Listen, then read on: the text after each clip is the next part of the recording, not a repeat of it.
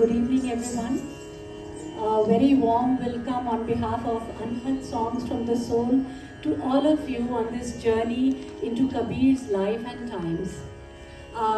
Before we start with the event, allow me to introduce ourselves. With me today I have Neha, Vanita, Rini, Harshida, Bhanu, and I'm Hema. Anhad Songs from the Soul sounds like a very complicated, fancy name, but actually we are just a bunch of friends who live in the same community and share a love for singing together. And this could almost be called one of those silver linings that appeared around the dark cloud of the COVID-19 pandemic. During that time, singing, learning new songs and singing together really gave us a lot of solace and comfort. There is a saying that fools dare where angels fear to tread. So we are indeed foolish when it comes to our passion for singing. And what we lack in our ability, skill, talent, we try to make up with our enthusiasm. So I really hope all of you will bear with us and all the pool chook will be maaf. So now coming to Kahat Kabir, Suno, Bhai, Sadho. How did we come upon this event? So I think a lot of credit goes to the Heritage House itself. This building is just so beautiful and so inspiring that it makes you want to do all kinds of things that celebrate and embrace our history, our art, our culture, our heritage. And Kabir, although a historical character, I think is more relevant today than at any other time. All of us here, I'm sure, are familiar with Kabir. Regardless of where we were educated, I think some of those dohas of Kabir we might have studied when we were in school. Today's event is an effort to scratch beyond that surface and learn a little more about his life, what he stood for, what he believed in. So, Kahat Kabir Suno Bhai Sadho is a signature line that Kabir we find in many of Kabir's works, where basically it literally means that Kabir is saying, and listen, O Sadho. Who is that Sadho? This Sadho is not the mendicant, it is the wise, it is the seeker. I would say a group of people like us that Kabir is addressing from beyond time and space. Kabir was born in 1398 and lived until 1519. Almost a lifespan of 120 years. He lived in what is known as the medieval times. So medieval times, in my mind at least, brings the images of dungeons and chains and torture, religious zealotry, a lot of it from European history perspective. But Kabir lived in those medieval times in India and spoke about things that can only be called postmodern concepts today, things that people are waking up to now, things like individual choice, moral agency. Kabir literally personified the dialogue-oriented pluralism that is the soul of India. Kabir was an irreverent interrogator of everything, but also had an irrepressible moral courage, which is mandatory when you question. So today the first offering that we bring to you can almost be called an anthem by Kabir, where he says that he will fearlessly sing the attributes of the one who is beyond attributes. Nirbhay nirgun gun re gaunga. And he goes on to draw us a map, a path, using yogic metaphors of how he is going to do this. And he says that he is going to center his being, stabilize his emotions and desires.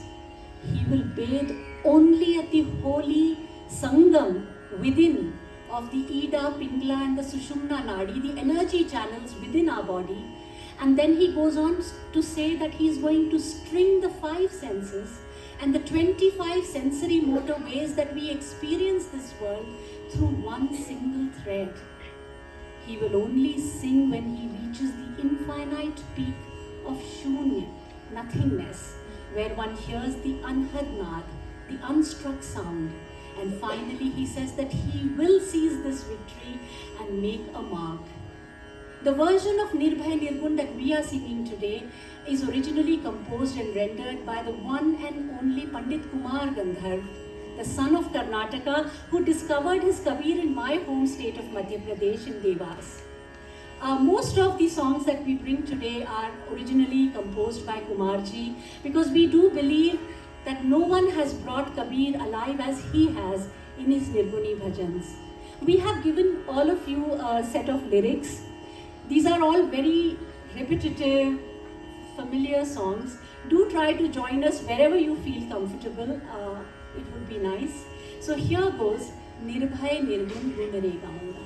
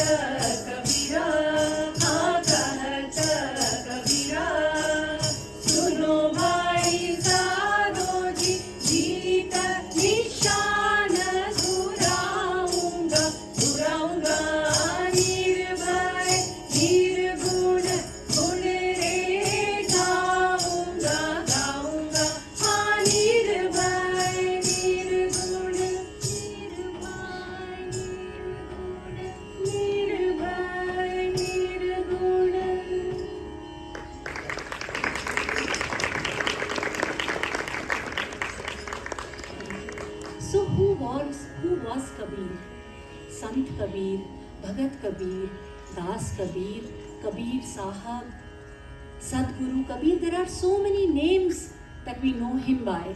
So who was he really? The thing about our history of olden days and a certain time is that a lot of it is oral history. We do have written history, but I read somewhere very interestingly that our written history is either written in the language of the gods, that is Sanskrit, or in the language of the lords, Persian or English. And often that history tends to be a political history, a story of the conqueror, or maybe a philosophical or spiritual or civilizational history of our land. But what about the Aam Aadmi? What about the society?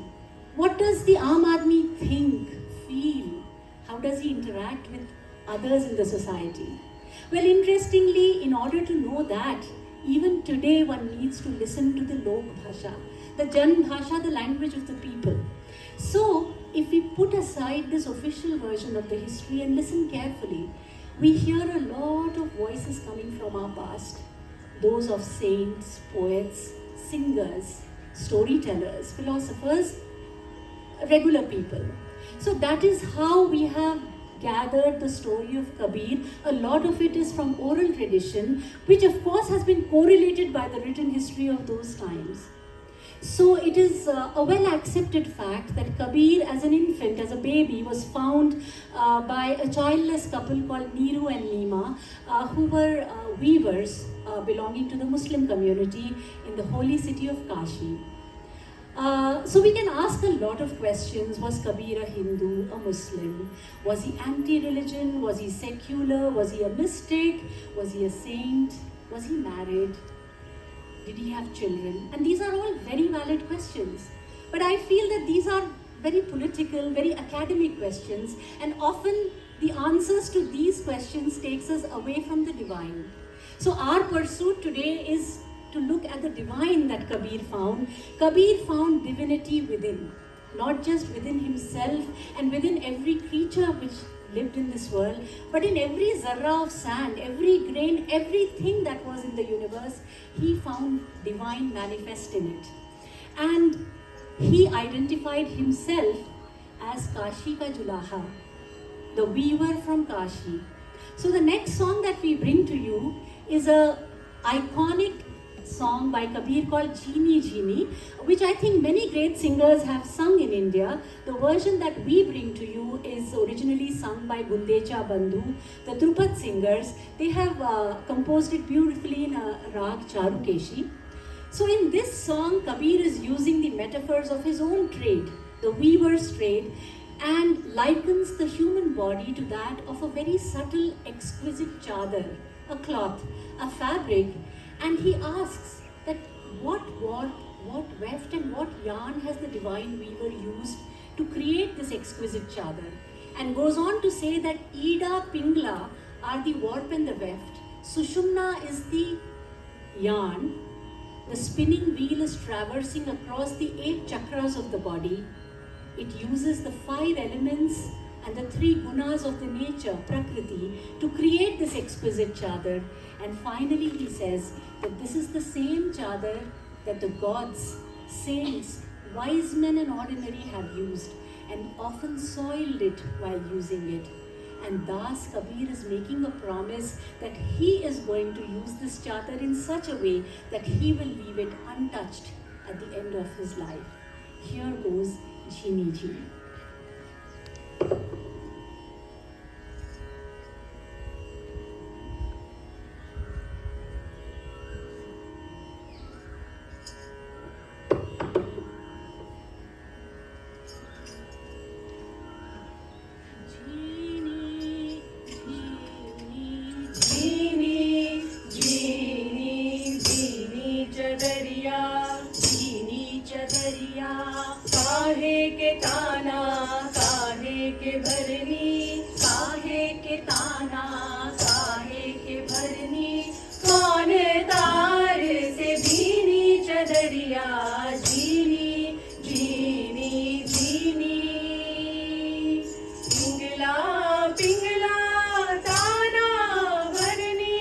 Pingala Pingala ताना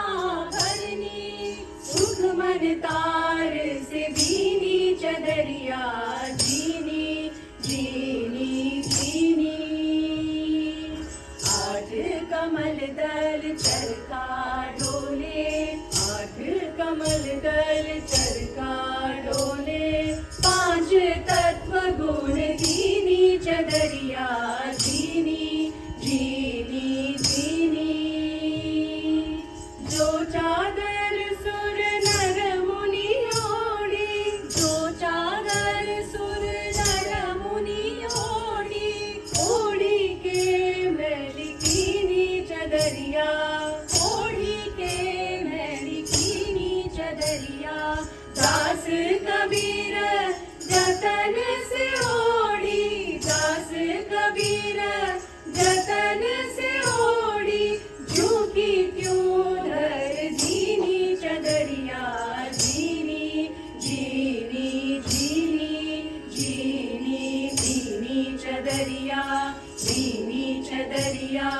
काहे के ताना काहे के भरनी, काहे के ताना काहे के भरनी। कौन तार से भीनी चदरिया, जीनी।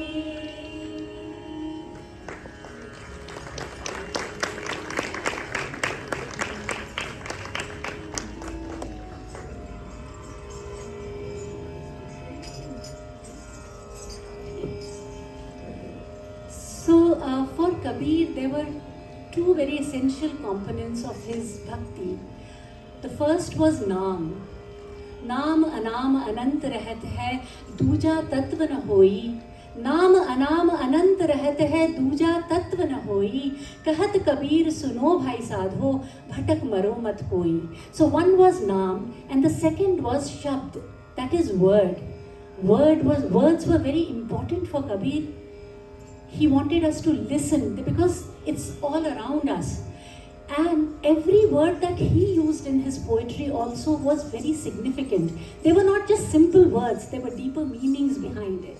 So the previous song that we heard, in the end he says, Das Kabir Jatan se odhi.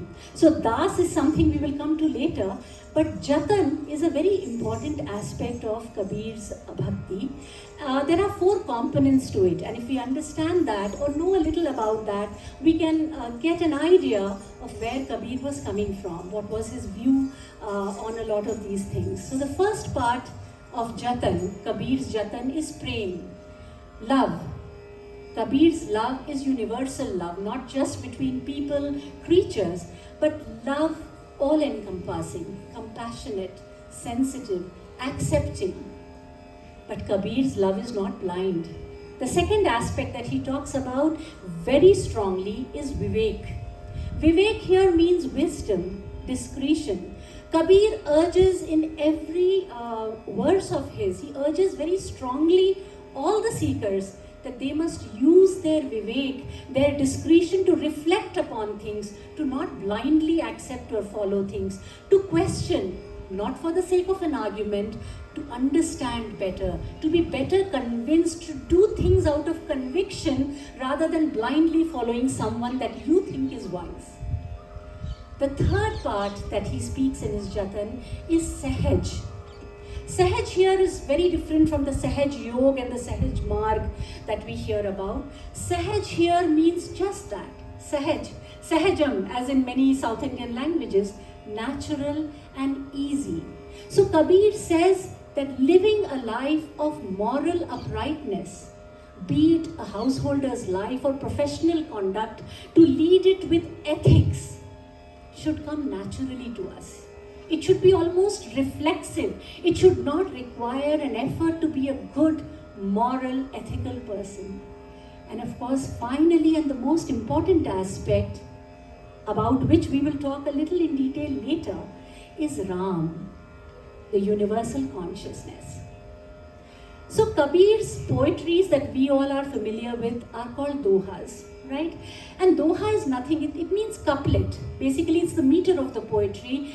In English, whatever we call couplet is called doha in Hindi. But Kabir's dohas are actually known as sakhis.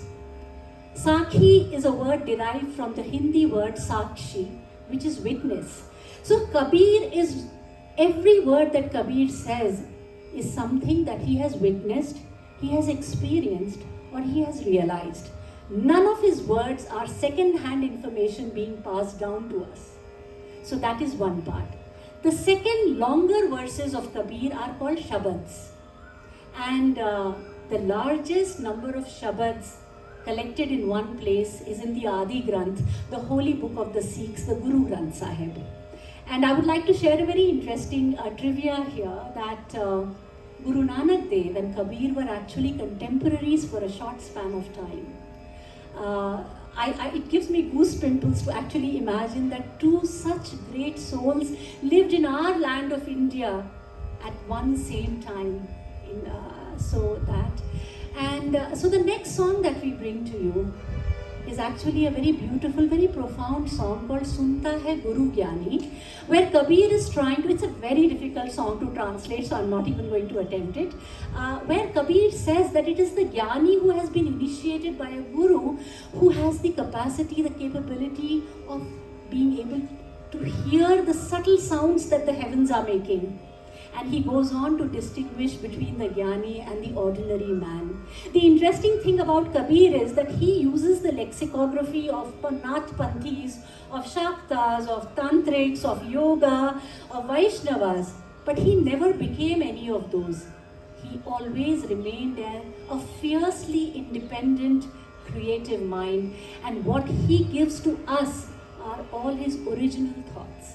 So here goes Sunta Hai Guru Gyani.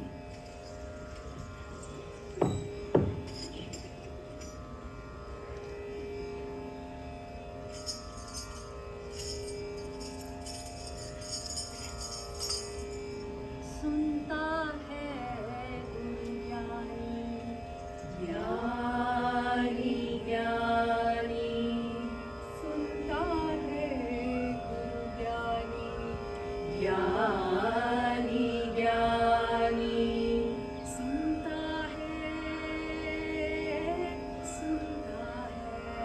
Sunta hai, sunta hai. Sunta hai Guru Gyani, Gyani Gyani. Sunta hai Guru Gyani, Gyani Gyani. गगन में आवाज हो रही, झीनी झीनी झीनी झीनी झीनी झीनी.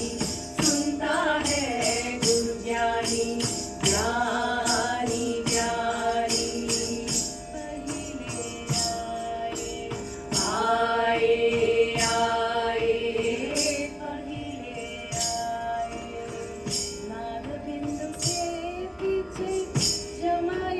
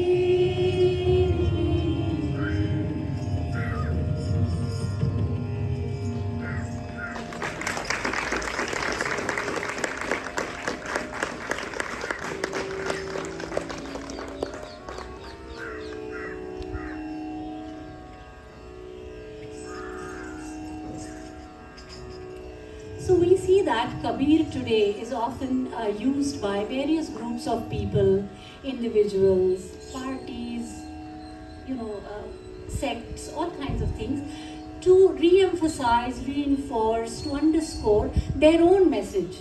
And this is not a very uncommon thing. We find that many great historical figures, poets, literary giants are often used to send out a modern message.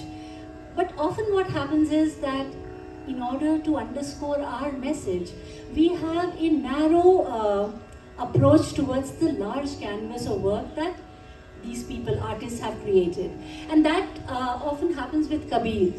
I'm not going to go into that, but I just want to say is that Kabir was never about, he was above and beyond the binaries of life. It was never about, if I'm not this, then I'm that.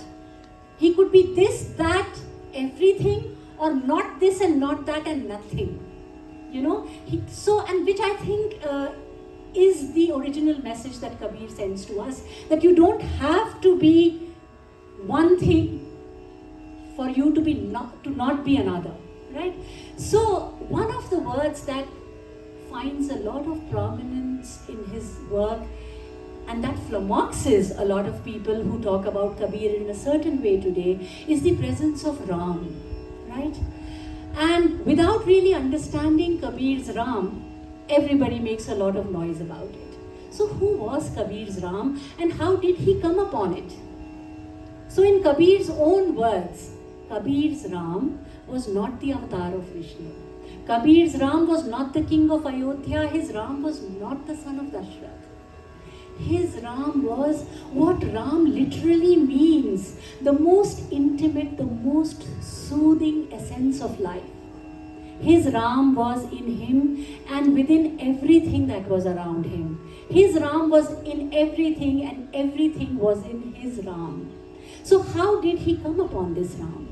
Now, as we have heard before, that Kabir from a young age was a seeker. He wanted to understand, he wanted to learn. He was not satisfied with what he already knew, the answers that he was getting around him. And he was quite open-minded and he went to every available school of thought that was available in his times.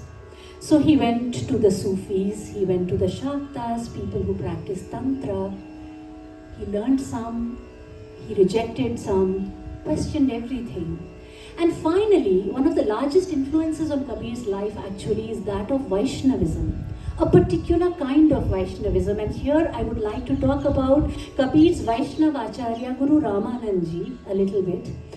So Ramanandji is one of the greatest Vaishnava Acharyas. The Sampradaya that he found, Ramanand Sampradaya, is still one of the largest Sampradayas in India. It has a huge following in the Gangetic Plain, in north and western part of India. So Guru Ramanandji was also a rebel like Kabir. So he was an ardent philosopher of the Vaishnavism school, but he rebelled against the Brahminical hold on Vaishnavism. He believed that the message of Vaishnavism should reach out to everybody. So he did not shun Sanskrit, but he did not limit himself to Sanskrit. He brought the wisdom of Vaishnavism to everybody in Lok Bhasha. He gave Diksha to people of all class, all caste. So Kabir heard about him. He was very impressed and was really keen to learn from this Guru. But much as Ramanandji was a liberal, remember he was a product of his times. So giving Diksha to Hindus of all caste, creed was one thing, but to take a Muslim weaver as his disciple was something which was just unimaginable. But Kabir to was Kabir. So he kind of found out everything about Ramanandji, his routine, what he does, where he goes. And he found out that early morning, every day pre-dawn, Ramanandji goes to the Ganga Ghat for his morning ablutions. So one fine, and it's dark, obviously it's pre-dawn. So one fine morning, Kabir goes and just lies down on the steps of the Ganga Ghat. And as Ramanandji is ascending the steps after his morning activities, his feet touch Kabir. And he exclaims, Ram, Ram. And that's it. that is the moment of initiation for Kabir. His guru's feet have touched him and he has got the mantra of Ram. From that day, Kabir calls himself a disciple of Ramanand and learns from Ramanandji, just as Ekalavya learned from Dronacharya from the shadows. Now some time passes and Ramanandji comes to hear about this, that there is this Chulaha going around Kashi saying he's Ramanandji's Shishya. He's a little perturbed. So he calls Kabir to his ashram. Now remember, it is those times and Kabir belongs to another community. So Ramanandji speaks to Kabir from behind a parda. He has a curtain and he asks Kabir ki bhai kya baat hai? When did I make you my shishya? How is it that you are my disciple? So Kabir narrates this whole story and says, Guruji, your piety touched me. You gave me the mantra of Ram even if it was by chance. What more does one need? Ramanandji is so moved that he removes that curtain and comes out and embraces Kabir. Now this is a beautiful moment of two great souls, not just in that time, but I feel there is a message coming across time and space to us that teaching and learning, it is not a one-way street. The teacher and the taught both learn from each other. They help each other overcome emotional prejudices and a lot of things that we have learned, complications learned through learning. So the next song that we bring to you is about Kabir's Ram. And this is a song I feel you all can join us. It is a very peppy bhajan, so try to join. So here Kabir says that my Ram is Niranjan and Nyara. Nyara meaning different, so different that he cannot be described. And Niranjan means the one who is without any blemish, without any color. He is pure light. And he says that this Niranjan Ram is the one who has spread all the Anjan around us. Anjan is basically kajal that we put in our eyes, which colors our eyes. So Kabir says that everything that we see around us, the gods, the Veda, the Puran, the knowledge, the nature, the trees, everything is the Anjan which has been created by this Niranjan Ram. And it's only the wise who realize that and get rid of the distraction and focus on that one divine Ram. So here goes Ram Niranjan Nyara Re.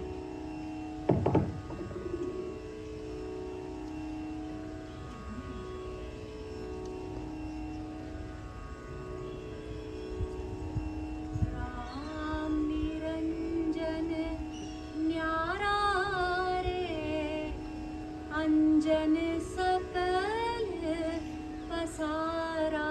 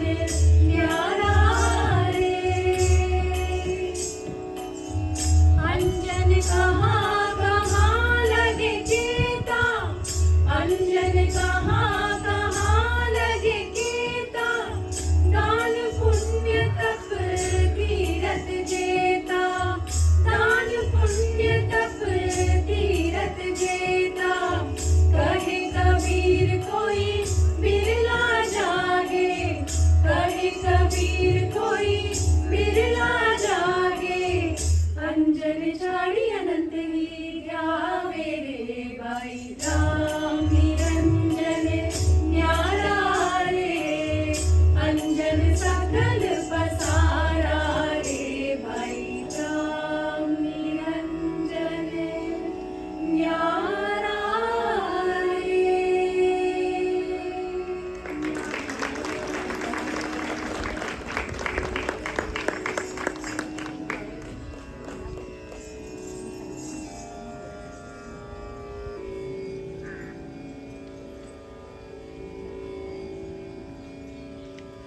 So by now hearing about Kabir a little bit, we can all imagine that he must have really ruffled some feathers in his times, isn't it? I mean, asking awkward questions is not very welcome even today. Forget the society and the world, even within family systems, you know. Dissent is really not tolerated well. Trouble mounts for people who dissent. So, remember Kabir was living in the medieval times. So, and another interesting trivia here that Kabir, having lived 120 years, actually saw the reigns of two sultans of Delhi and almost the advent of Babur. So Sikandar Lodhi, Ibrahim Lodhi, and just about the arrival of Babur. So he was pretty much there for a huge span of time. So now remember, Kabir was not only living in the medieval times, he was living in the holy city of Kashi, the ancient seat of everything that is holy, spiritual in India. And he was asking all kinds of questions, was not really respecting the set boundaries by society. And Islam also by now, 15th century, was well established in India. So Sikandar Lodhi was once traveling towards the Gangetic plain. I think he was going to Sasaram and had a camp near Banaras, Kashi. So another thing that we know from modern times, that one strong common enemy can really bring about strange alliances. So the acharyas, the pandits, the brahmins of Kashi got together with the qazis and the ulemas and the maulanas of Kashi and took a delegation to Sikandar Lodhi's darbar. Can anyone tell me who was the leader of this delegation? Anyone? Take a wild guess. It was Kabir's own mother, Nima, who led the delegation to the Sultan. And I really don't blame her. Imagine the poor woman living in a orthodox society where everybody every day must be telling her, why is your son like that? Why don't you tell your son to stop this? You know, so, and she was a simple woman perhaps, and she thought that if she took a faryad to the Sultan, he might fix this problem. Little did she know that this faryad could have such serious repercussions on Kabir's life. So this whole crowd goes to the darbar and tells the Sultan that there is this man Kabir in Kashi and you need to do something about him. So the Sultan says, so all right, what's the problem? Who has he hurt? Who has he robbed? They say, no, he has not done any of that. He has done something much worse. He's disturbing the social order. He questions everything, does not believe in our old ways. And not just that, he is provoking and urging others to do the same. And he questions our scriptures. He even questions the word of God. Now, Sultan being Sultan is also the defender of the faith. So he's livid when he hears this. So it is said that Sikandar Lodhi puts Kabir through several tortures. Remember medieval times. So there is being roasted alive, trampled under elephant, drowning, whipping, all kinds of tortures. And it is said that Kabir survives all these unscathed. And Sikandar Lodhi becomes an ardent admirer of Kabir. Well, one thing about these oral history traditions is that there are a lot of stories which get interwoven with myths. Some that we find very hard to, digest today with our modern bent of mind. But we should remember that in order for stories to be translated over generations, you need those elements which people will remember, those scintillating details that people will not forget. And the message anyway gets carried on. I would like to just, as a little game, give you all one little sentence to translate a simple Hindi sentence, and I would prefer it if a non-Hindi speaker translated it for me. So the sentence is, Lala ji Chandni Chowk mein टहल रहे थे. Anyone? लाला जी चांदनी चौक में टहल रहे थे. Anyone? Yes, sir.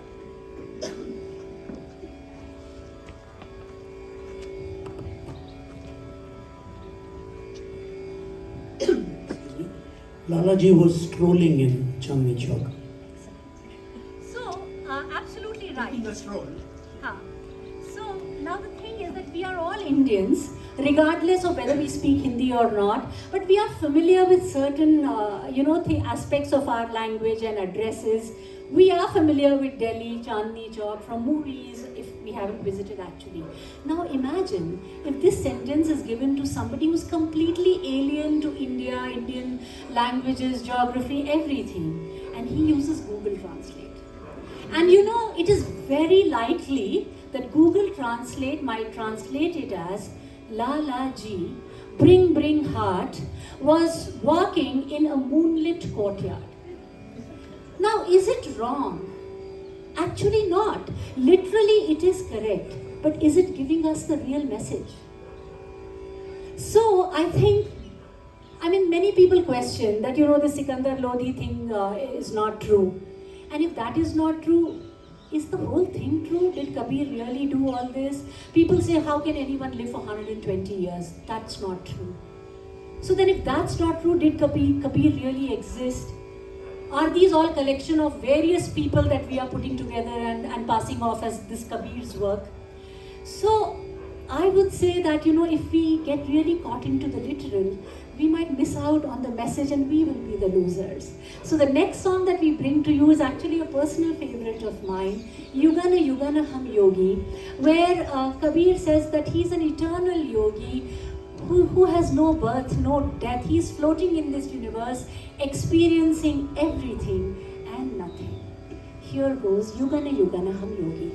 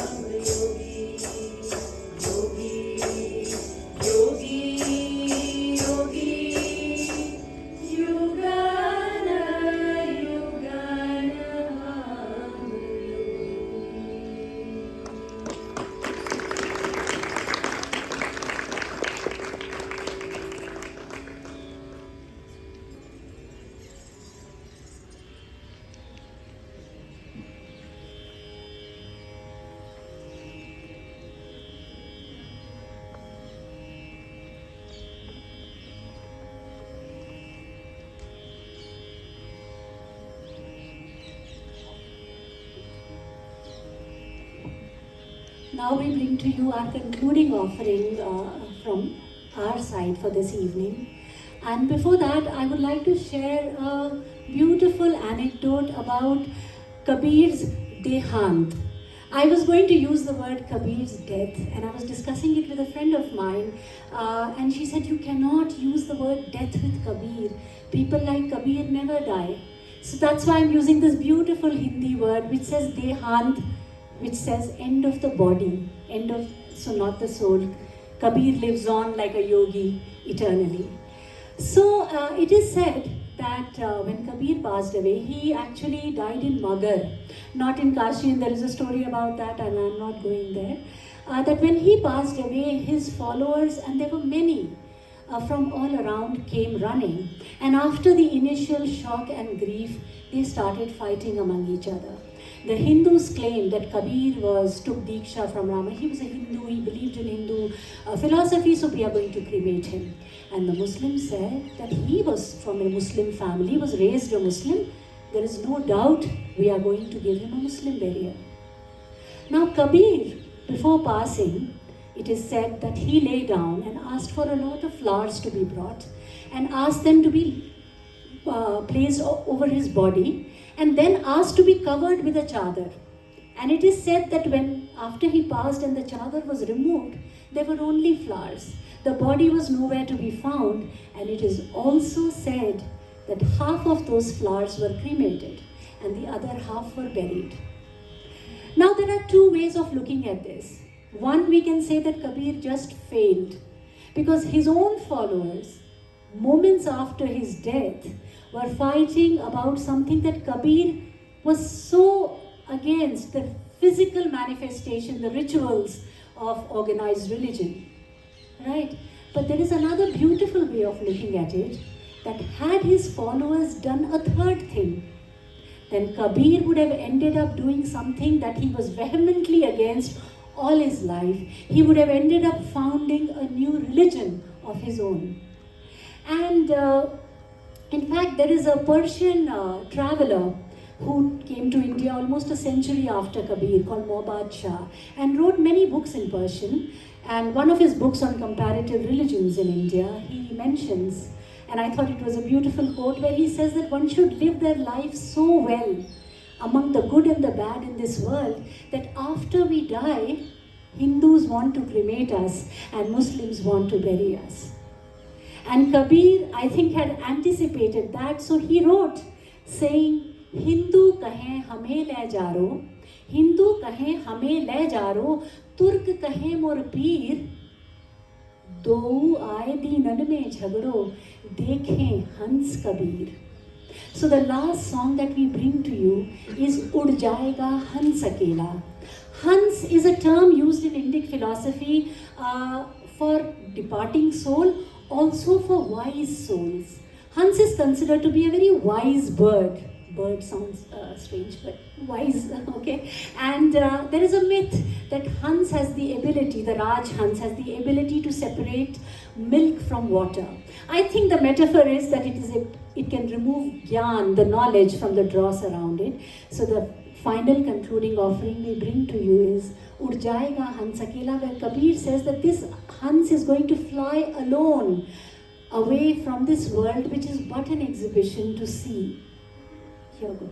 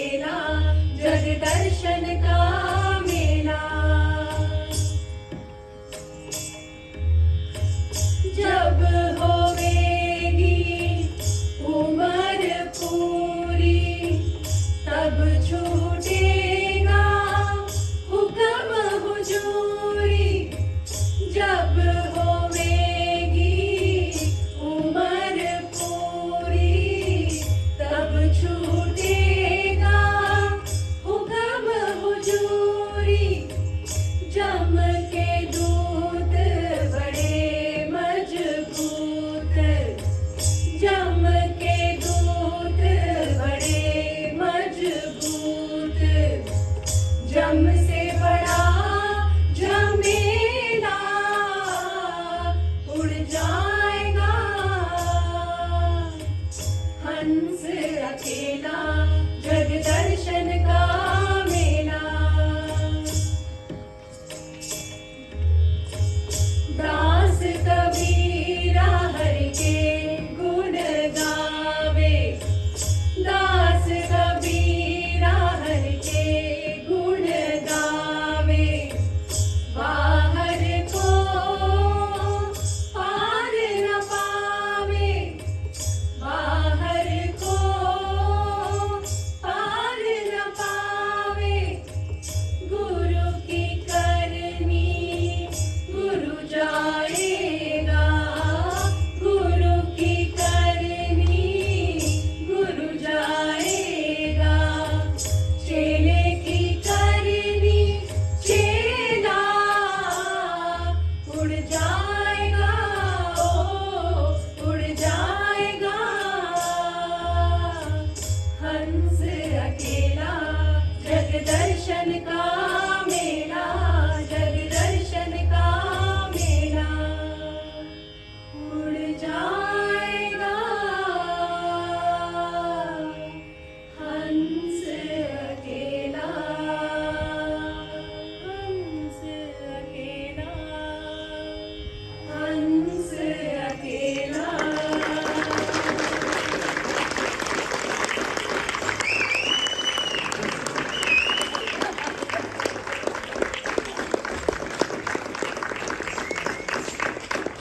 On behalf of all of us, I really want to give our heart. I can't say what kind of thanks. It just means so much. This is the first time ever that any of us is doing this. So we are really grateful for your support. Thank you so much. Thank you so much. Now I hand my mic over to Harshila, who will be your host for rest of the evening.